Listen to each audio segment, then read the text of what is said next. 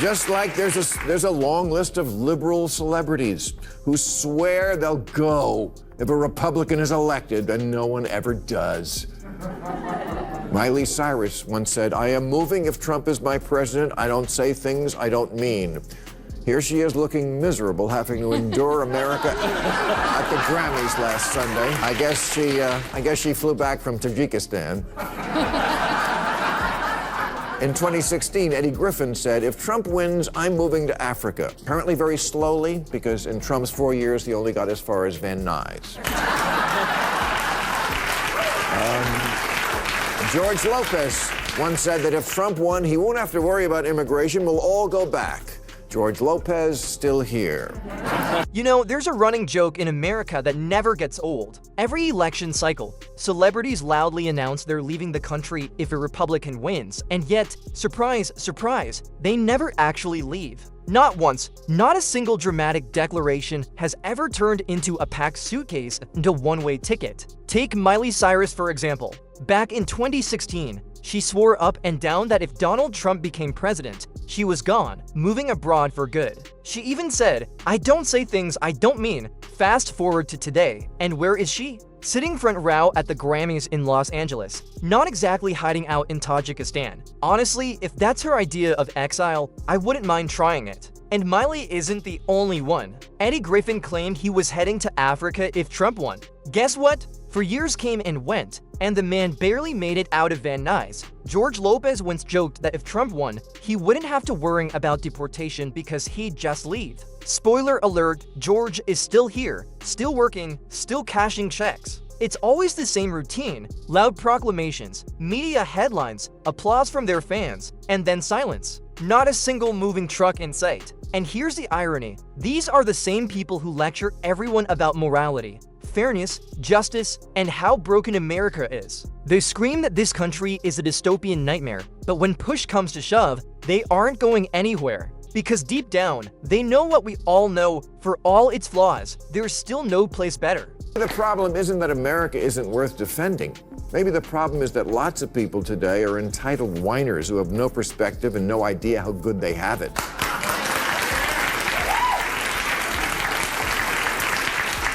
59% of self-identified liberals say there have been times when they considered leaving America for good, like after NBC. And that's exactly the point Bill Maher made in his latest takedown of woke celebrities. It was brutal, but absolutely hilarious. Maher didn't just poke fun at the hypocrisy, he tore it apart. He called out this parade of spoiled celebrities who act like leaving the US would be some grand act of resistance, when in reality, it's nothing but theater. Pure performative nonsense designed to score points on social media. Think about it. They claim they can't live in Trump's America, but where exactly are they planning to go? Russia, where you can literally be thrown in prison just for calling the Ukraine war a war. Russia just referring to the war in Ukraine as a war can get you 15 years in the fabulous prisons made famous by some of the world's most famous novels. You think America's evil because we didn't nominate Margot Robbie for an Oscar? Just wait till you get thrown out the window of your very own dream house. China, where dozens of crimes can get you the death penalty. Uganda, where being gay can get you executed. Or maybe Venezuela, where criticizing the government can land you in prison indefinitely. No, they're not packing up for any of those places. Because the truth is, their version of suffering in America is having to sit at the Grammys instead of the Golden Globes. Or, brace yourself, not winning an Oscar. Boo-hoo. Meanwhile, the rest of the world is literally risking life and limb just for a chance to come here. And that's not a coincidence.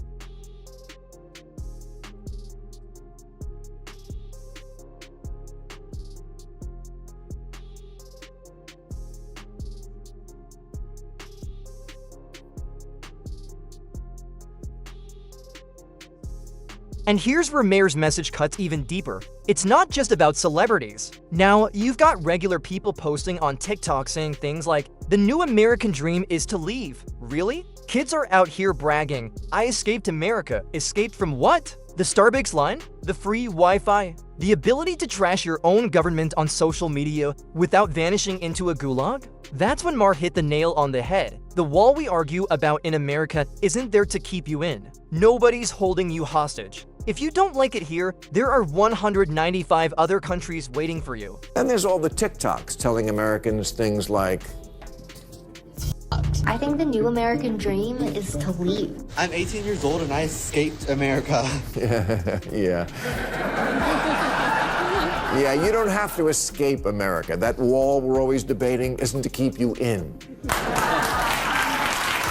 But let's be real, if America is so terrible, why is everyone else fighting to get in, not out? That's the question nobody seems willing to answer. If this country is truly the nightmare TikTok activist and woke celebrities claim it is, why do millions of immigrants risk everything just to set foot on US soil?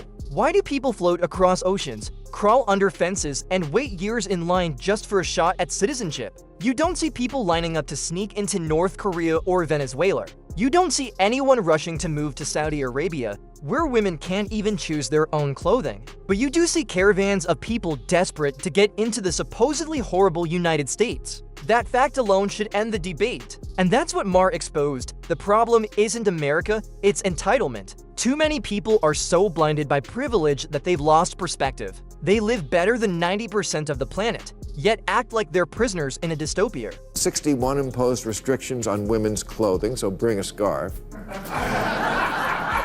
According to Amnesty International, paramilitary groups killed the government's critics in Argentina, Brazil, Colombia, Venezuela, and arbitrary detentions are widespread in Cuba, Ecuador, El Salvador, Nicaragua. If you're wondering how that's just like no cash bail, it's not.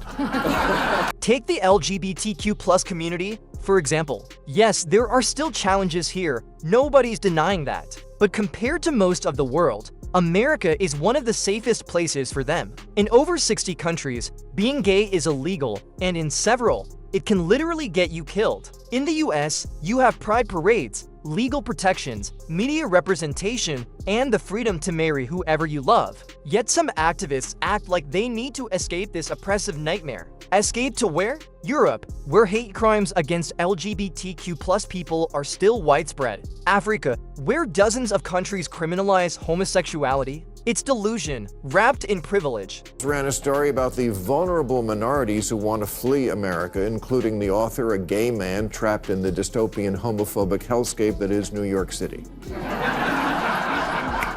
I wonder if he knows that there are 66 countries where just being gay is a crime. Cute story in the news last month. Burundi's president called on his citizens to stone gay people, and not in the good way.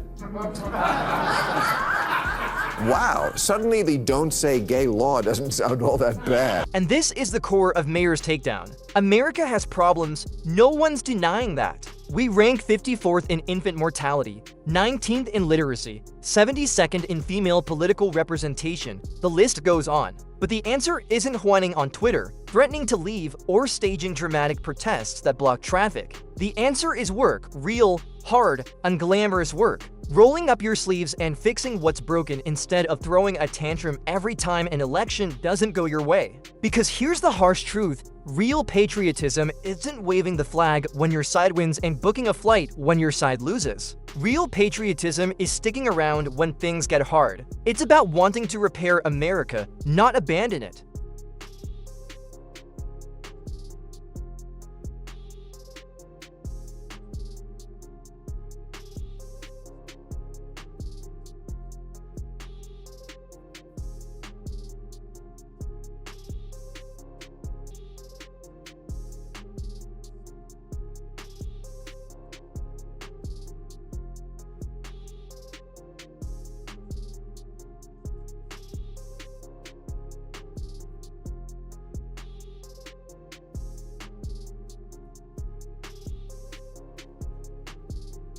And let's be brutally honest, most celebrities wouldn't last 5 minutes dealing with the real struggles everyday Americans face. They don't know what it's like to lose sleep over a mortgage, to stretch a paycheck just to make it to the end of the month, or to worrying that one medical bill could bankrupt the family. Their idea of hardship is choosing between flying private or first class. That's why their political lectures fall flat. They live in a bubble, completely detached from reality, yet still feel entitled to tell everyone else how to live. Sorry, but no thanks. And the hypocrisy doesn't stop there.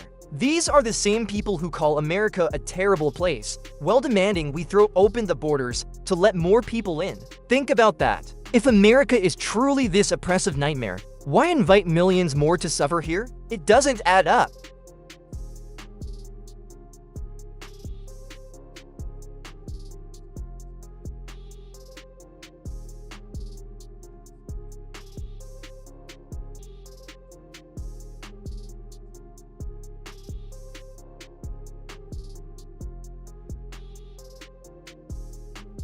The contradiction couldn't be clearer. If America were truly the hellhole they claim, wouldn't the moral thing be to warn people to stay away instead of inviting them in? It doesn't add up unless you realize it was never about principle. It's about optics, attention, and clout. That's why Bill Maher's takedown hit so hard. He stripped away the theatrics and exposed the truth. These celebrity resistance statements are just virtue signaling. They want applause, not accountability. They want to look brave without ever making a real sacrifice. And here's what gets me. Despite all the complaining, TikToks, Grammy speeches, and dramatic declarations, when the cameras stop rolling, they stay. Every single one of them. Because deep down, they know the truth. There's nowhere better. And that's the takeaway. America isn't perfect. Far from it. But it's still humanity's best shot at freedom, opportunity, and prosperity. That's why millions risk everything to get here, and it's why the loudest complainers never actually leave. So the next time you hear a celebrity threaten to flee if things don't go their way,